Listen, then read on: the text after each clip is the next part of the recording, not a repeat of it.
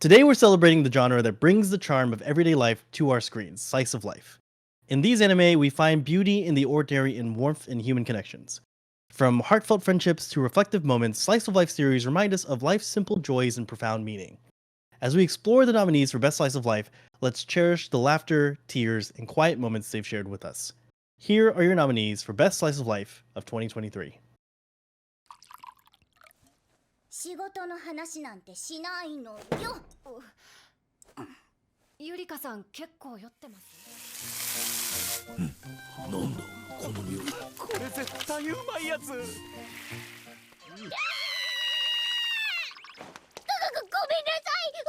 私そういうの。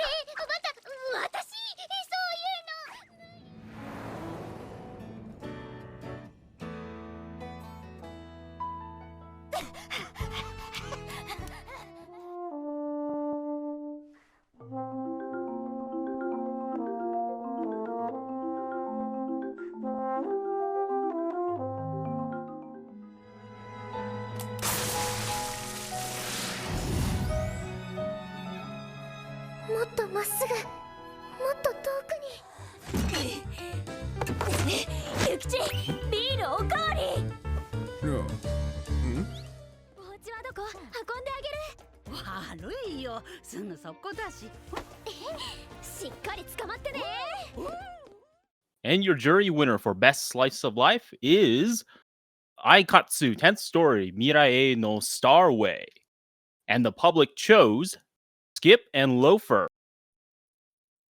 Now, I have to admit, I have a bit of a bias here because I was really rooting for Skip and Loafer just because it was such a sweet story. It was the minor bit of drama that was in it didn't explode to where it could have gone.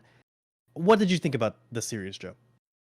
I think it's interesting in the sense that like you don't see as much of it, it's a really interesting slice of life in the sense that it's very the way it depicts its tensions is very deliberate, I feel, because of it's a story about, a girl going from like rural Japan into like urban Japan, which is a lot of the slice of life stuff here is very much about like very modern and contemporary challenges, and that transition from rural to urban is kind of something that you don't see too much. Oftentimes it's the other way around, it's like urban to rural and then their adaptation with regards to like rural countryside. And so that sort of depicts a very specific kind of vision of like rural Japan, right? But here it's the other way around. It's quite nice in a way, and so there are like a lot of these characters that have these sort of like everyday tensions as well. I was kind of I was pleasantly surprised seeing Nao's character because I wasn't expecting a trans character to like really show up. So that was really interesting. And I think they treated that with a sense of decorum and respect. Yeah, there's something really interesting, right? Because like Nao's a stylist, and a hairstylist would still kind of fall under what would be called like sort of like the water trade or water commerce. It's a specific kind of industry that for the most part tends to be associated with LGBT people in Japan. It's a thing in East Asia in general where like a lot of depictions of LGBT and queer people, especially trans people, they are associated oftentimes with like bars, entertainment industries, like all that kind of stuff. And so it is this sort of very awkward, tension filled industry where it can be seen as a kind of like sort of empowering sort of space, but also a sort of like very trapped kind of space because like if you it essentially becomes a thing where it's like, oh, you can be yourself, but only in these sort of like defined spaces. And I think Now's character was done quite well in the sense that it doesn't shy from the critical reality of like those sorts of like identities, but doesn't try to undermine her character in any sense. For sure, I totally saw that. That's a great insight. Now, Ananis, I want you to explain a little bit just because, maybe I had a different perception of the jury, but I always thought that Skip and Loafer was kind of like going to be a jury darling. Like it was a show that kind of screamed what our anime would kind of be into. Can you explain what your guys' thoughts were on it and how, maybe how the other shows kind of best it in what regard? Right. Just to start out, I even regardless of Skip's place, I don't think it's fair to say that the jury hated Skip. I think the jury did, on balance, quite like Skip. As you mentioned, with Now, for example, I think there was pretty much universal praise to see transgender representation done so respectfully.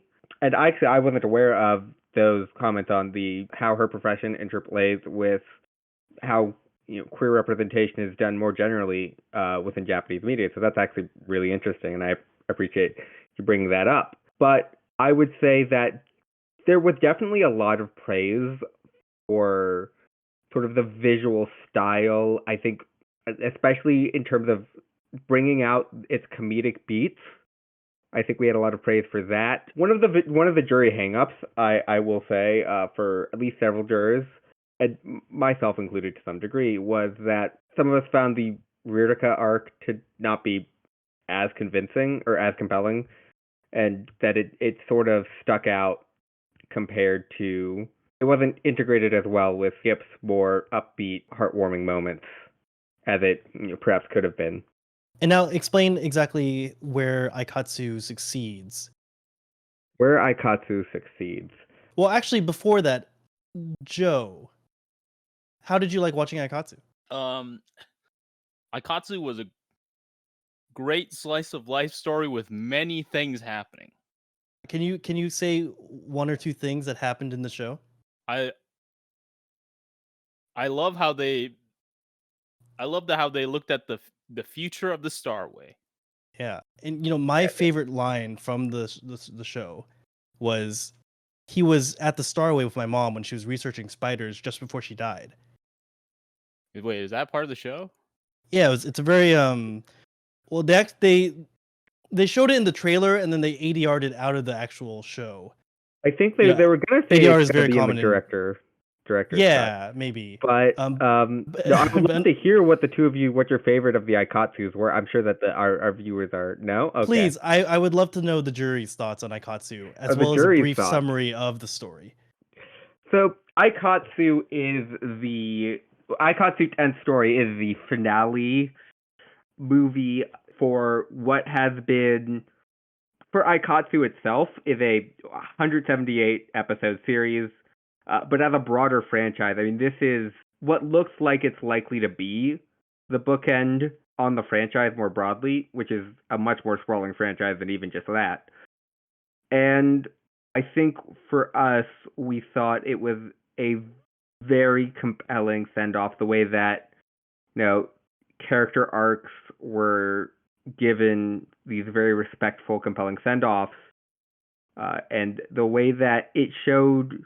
And one of the things that in a lot way makes Aikatsu 10th Story distinct from a lot of other anime that are coming out these days is that in Aikatsu 10th Story, though not in the mainline series, our protagonists are now young adults. They're now working in the world of show business. Not to give spoilers, but one of them is now off in England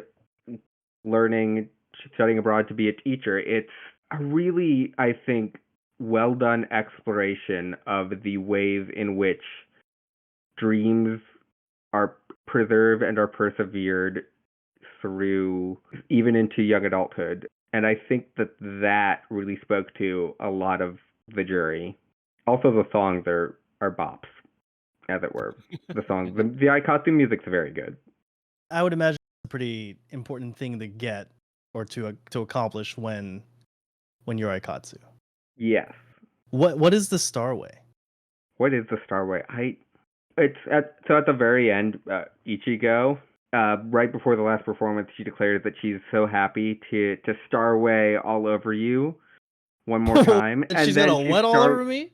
Starway. It's a common turn of phrase in the Japanese language, but okay. And then she does Starway all over the audience, and it's truly just. It's the greatest show I've ever seen, greatest anime movie I've ever seen, obviously. Yeah. But Joe, I just want to ask I don't you... know what the Starway is. Nobody asked that. You're the first person to bring that up, and I I feel thought like that I've was been like shaken to Rainbow my core. Road or something, but Yeah. it's good to I know that it's mean, not that's what's physical. my Maybe imagine. it's like a metaphor. Maybe it's like Like the metaphorical path of life I because mean, they're growing mid-IA, up, it they're means like towards the maturing. future, right? And then like Yeah, towards the yeah. So future it's a of the metaphor, Starway. Starway. They're Okay. stars and they're on their way. It's a metaphor, Yeah. probably. Joe, I wanted It's the thematic nexus of Aikatsu is the Starway. I wanted to ask Joe about just what you think about finales in general. If you know, almost even if they almost carry a sort of unfair advantage of something ending because you're able to have the sort of culmination of things set up in previous seasons. What are your thoughts on that? I think it's kind of fair game, right? Because like if you kind of take a look at say something on its own, like if you take a look at like a finale and then you try and separate it from what essentially makes it a finale or what makes it meaningful, it feels kind of sort of clinical.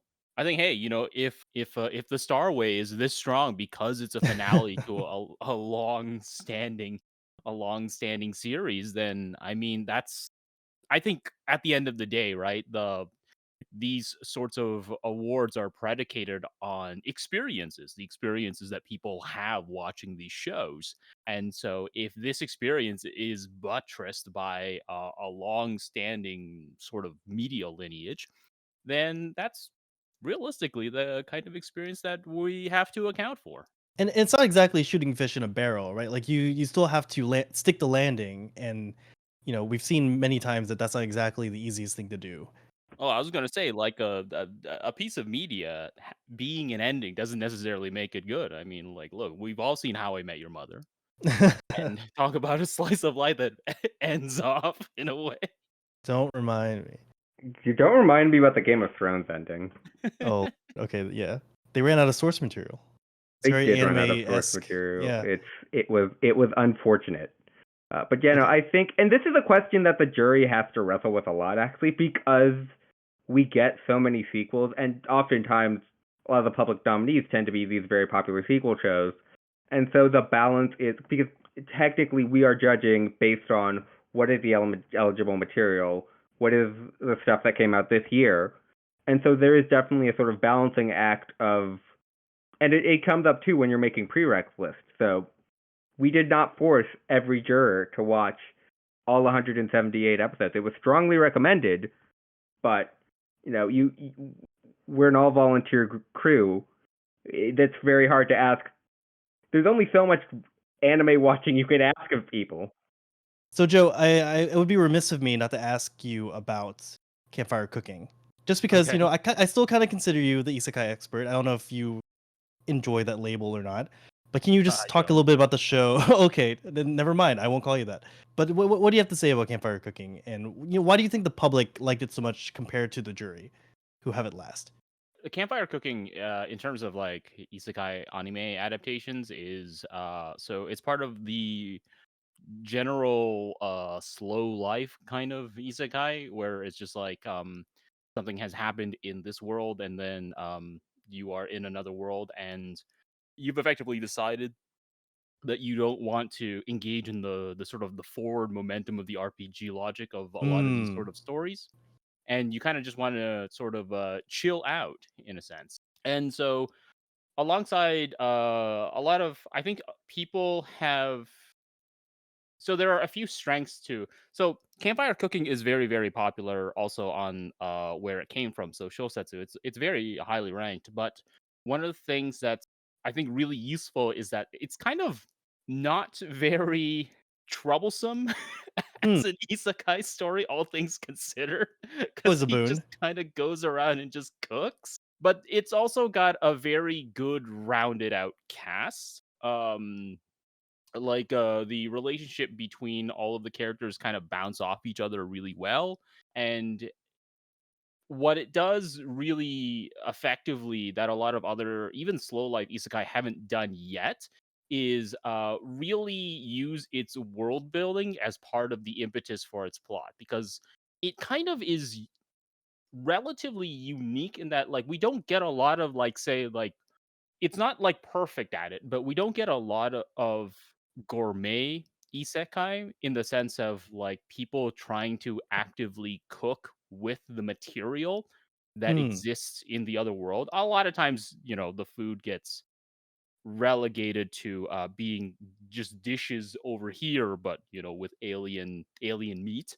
But I mean, that's still relatively rare. I mean, like there's most cooking related isekai has been like, I'm just gonna make soy sauce and rice in another place. But here he actively tries to do a lot of things with the material at home.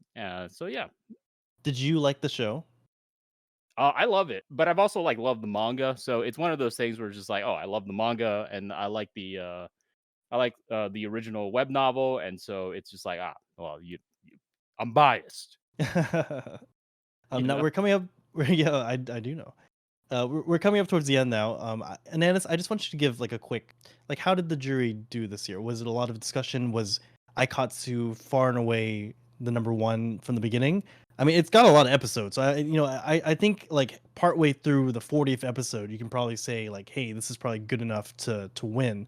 And then while you're doing that, briefly, can you just explain what Stardust, Telepath, and Sound Euphonium are? So yes, to answer your first question, I would definitely say Aikatsu was an early front runner, but I would not say that it had it locked up out the gate. I think that there was a lot of love for Skip. I think there was a lot of love for Hibike or Sound Euphonium, and I think Stardust Telepath was one of my favorites this year as well. Not just of slice of life, but of anime overall.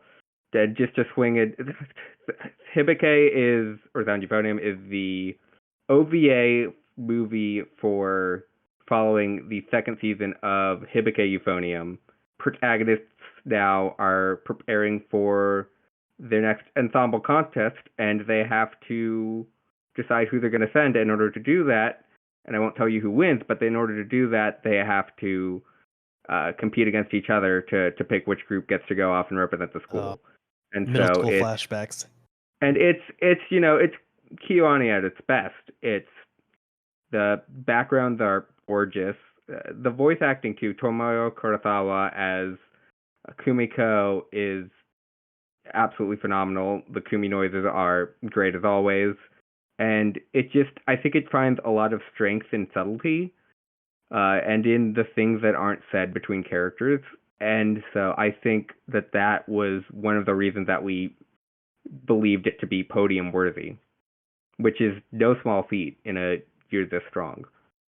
And then Telepath is, I think, one of the most visually fun shows of the year. I think it had a lot of love from the jury for just how, first of all, just how relatable. I mean, the main character is just like me, for real, literally me. And I think just generally it was a interesting spin on sort of the normal I don't want to say socially anxious loser makes friends bochi type show, but it is, there are some similarities. But that's what you're there. saying. That is what I'm saying. No, it's bochi, it's Bochi the Rock, but it's Bochi the Rocket. When you they're say a rocket club. when you say visually impressive, in what way? Is it good animation or is it kind of like visual gags? Visual gags, and I think that there's a lot of strength in how they squish and stretch the character designs. In particular, I think that they get a lot of mileage out of that in terms of pushing the comedic style and making the jokes land, and also knowing when to like pump the brakes a little bit on that, and so that the serious and dramatic beats can land as well. And so I think there's a really good balance struck there, and I think that's why it earns the silver medal here. Yeah, and just we could talk about these all day. These are We could. Slice of Life has a special place in my heart and in yours as well, of course. But that's all the time we have. I want to thank Joe for stopping by and having some fun with us. Thank you, Thanks Joe. for having me. And thank you, Ananis. All right, move on with the show.